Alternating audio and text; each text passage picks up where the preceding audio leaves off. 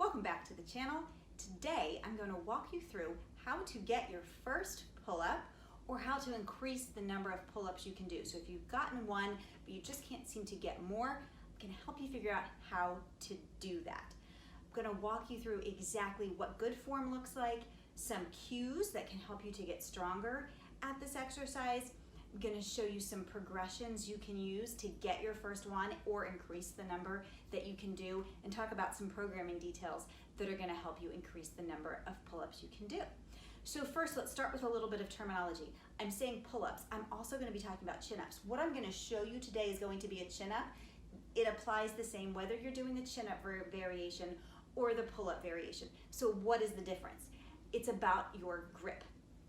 When you're doing the move with your palms facing your body, that is a chin-up. This is a chin-up. You get to recruit some more bicep with this version, so it's a really good version to start with. If you do the exercise with your palms away from you, that is a pull-up. Pull-up, chin-up. I will be using the word interchangeably. Who knows what I'll be saying? I'm showing you a chin-up for all of these variations today. One other important note, all of the reps you're going to see me do today, I'm going to be doing band assisted. I have a bit of a shoulder tweak going, and it just doesn't feel good for me to have my full body weight doing this exercise right now. So I will point out to you at certain times saying like, hey, you won't be using a band for this exercise, but I wanted to let you know, I'm going to be doing all of mine band assisted. All right, let's hop into good form. What does good pull-up form look like? One important part of good pull-up form is starting each rep from a dead hang. That is in this position here. Once you're in a dead hang, you will pull your chest up to the bar. And then you lower under control until you again return to a dead hang. So here are some of the most common mistakes I see with pull-ups. Again, remember, I'm using band. This goes for whether you're doing a banded variation or a body weight chin-up or pull-up. Form problems I see. One of the most common is shorting the range of motion. So I see a lot of this, just that little range of motion. You want to come all the way down to a dead hang, all the way up to your chest is at the bar. Another important form piece to be aware of is not reaching with your head and your neck to make the chin-up happen. So we just talked about the importance of full range of motion. You want to get that full range of motion using your back muscles and some assistance from your biceps, not by reaching with your neck. So let me show you what that looks like when people reach. They come up and they can't quite finish it, and so they're doing this. No good. It's a great way to strain your neck too. So that's form correction 2 we're going to make. We're not going to reach with our neck. Then the third thing is not being in any sense of control when you lower the rep. The pull-up is not just about the up portion of the movement, it's about controlling on the down portion too. So let's say you've just pulled up and now you're coming down. You want to do that under control. Instead of, here you are, just dropping. Did you see the difference there? That's a big difference. That lowering portion of the move is actually a part of this exercise that can really work to build your muscle and your strength. So don't just drop from the top portion of the pull-up. You want to do a pull-up until your chest is at the bar, right here at your sternum, not just your chin. So let me show you the difference there.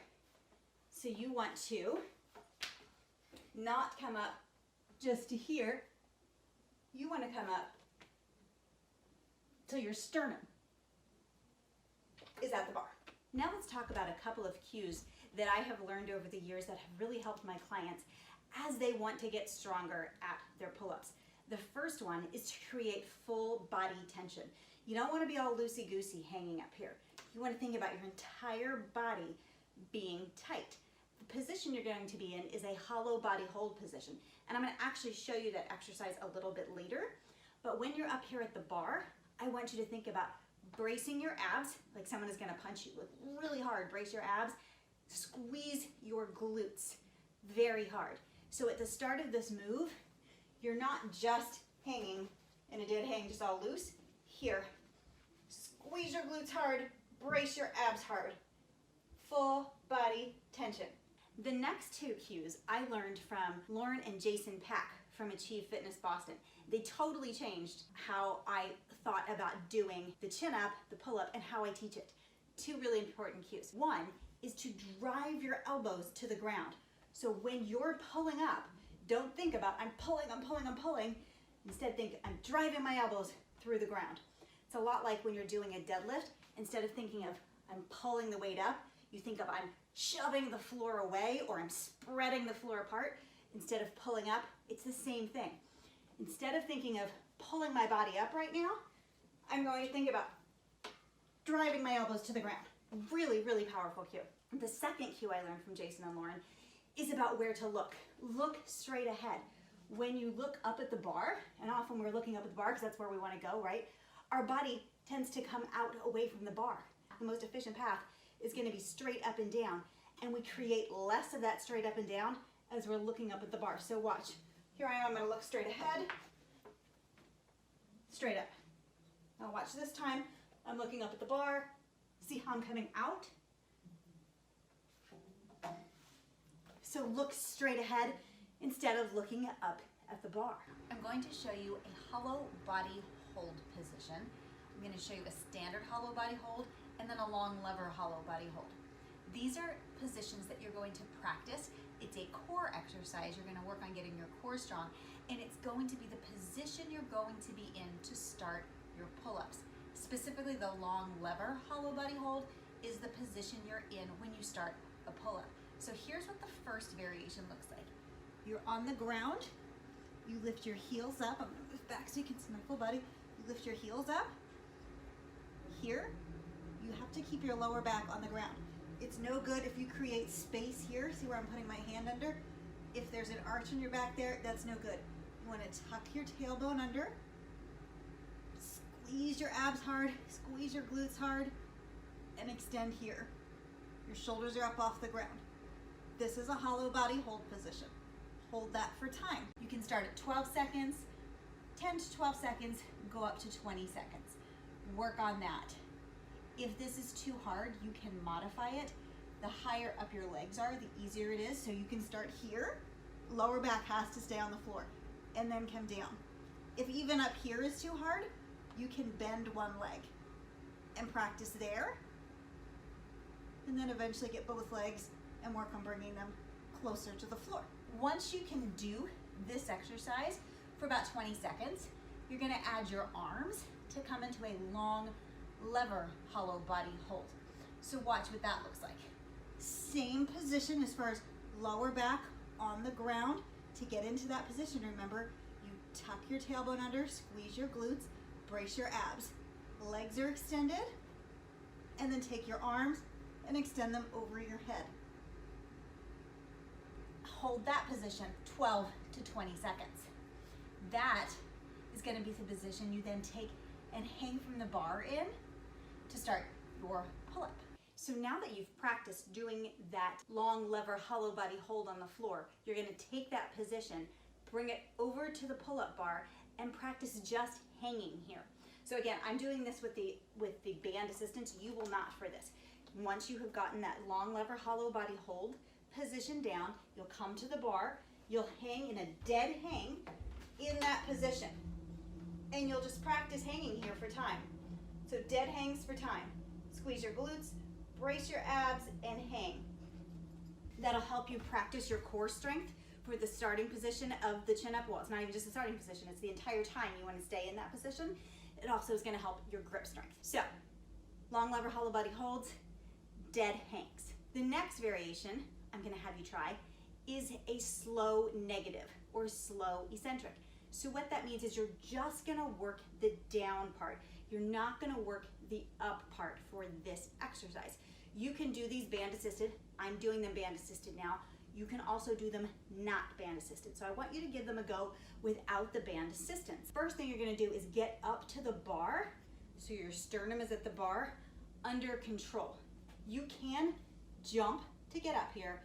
It's not a great place to start because you want to be able to lower under control. Find a box, a bench, something that's going to get you up high enough to start in a controlled position. Once you're there, you're gonna lower as slowly as possible till you're fully extended. You'll step off onto your box again. It's really important to note how slow you go at the top, those first few inches, is how slow you should be going at the bottom few inches. People tend to go nice and slow at the top, but as it gets harder at the bottom, just drop. So I'm gonna show you both. I'm gonna show you what I want you to do, and I'm gonna show you what you might be tempted to do. So this is what we want it to look like first. You come up and you start in a controlled position, and you lower very slowly.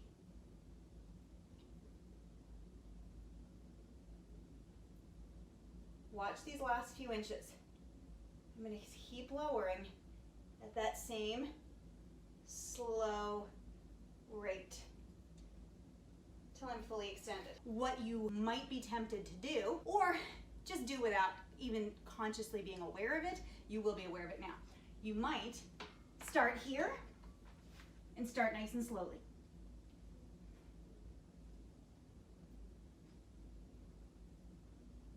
Start nice and slowly, and then just drop. You don't want to have those last few inches lost. You want to practice being slow and controlled the last few inches, just like the first few inches. So practice these. Try 3 sets of 5. Rest 2 minutes in between your sets. The next exercise I typically have clients do would be a band-assisted chin-up. Now, it's what you've been seeing me do this whole time. You take a band, you loop it through itself on the top of the chin-up bar and have it hang down. The thicker the band, the more support it's giving you. So you could start with this really thick band and then reduce the amount of assistance you need over time until you get to the band with the least amount of assistance, at which point you're ready to give it a go unassisted. So you can double up if you need to on some of these bands, whatever you have available, to get the amount of assistance you need for the rep range you are working in. It's really easy to just hang the bar up there and put your feet through with the lighter bands. When you get to this really heavy band, so you might start with this one, I will say it's a little bit challenging to get your foot in there. Stick with it. It just feels a little bit awkward. It is worth it to be able to practice with the amount of assistance you need. You want to use the amount of assistance you need wherever that's at, so that you can use really good form, a great tempo, and do a good number of reps. You're gonna need some volume with these. So we're talking 5, 6, 7, 8 reps, not just the band that you can use to get 1 or 2. We need you to get some volume on here. I also use something called cluster sets to help people increase how many pull-ups they can do. So let's say you can get a single pull-up and you come to the gym and you do your 1 pull-up. If you just keep coming and doing your 1 pull-up, it's gonna be really hard to increase how many pull-ups you do. One of the things you can do are use the band-assisted pull-ups. So do the 1 you can, and then switch to a band for some of the others. Another thing you can do with however many chin-ups you can do is to put them clustered together. So what that would look like is this. You come to the bar, you do 1 or 2 reps, however many you can do with very, very good form. You take a break for 10 seconds, and when I say break, I don't mean hanging from the bar. Come totally down, then do another rep. Come down, wait 10 seconds, then do another rep. So you're doing more volume of very good reps in a shorter amount of time than if you were just doing 1 pull-up, take a break, wait 2 minutes, do another pull-up. That's just not enough volume. So if you can do 1 or 2, take 10 seconds, and then do another 1, you're getting more practice in there, you're getting stronger at them. And you wouldn't have been able to do them if you couldn't do 2 or 3 in a row, but you can do them if you have that 10-second mini pause. And you can do clusters in lots of different arrangements depending on your ability level. So I've had clients, they're building up to getting 5 and 6, and we'll do things like 2 10-second rest, 2 10-second rest, 1 10-second rest, 1 10-second rest. So they're really working their way up to getting to be able to do the number they want to get to with these mini breaks in between, and then eventually they can do more and more. They can get to the point where they can do 3 and a 10-second rest. And so you keep building up that way. So cluster sets are a great tool. You can do cluster sets with the band assistance as well. A few other things that are important to talk about with getting your first pull-up or adding on how many you can do. Use other exercises to get stronger. Things like lat pull downs, inverted rows, TRX rows, all really great assistance exercises to help you get stronger here in the pull-up. Then remember, practicing these is super important. You don't want to hit these just once a week. If this is a main goal of yours, getting more pull-ups or getting your first pull-up, practice several times a week, 2 or even 3 times a week to get really good at these, and put them first in your program. Doesn't have to be every time that it's first in your program, but if it's a #1 goal of yours, I get these up at the top of your program when you are freshest versus doing a whole bunch of other exercises and then trying to do these. Most important, remember to practice with good form. You don't want to be practicing these with crappy form. And be very patient. It takes a long time, longer than you might think or want, to be able to increase the number of chin-ups you're doing and even to be able to get your first one. I'm not talking weeks here, I'm talking months of practicing these kinds of things.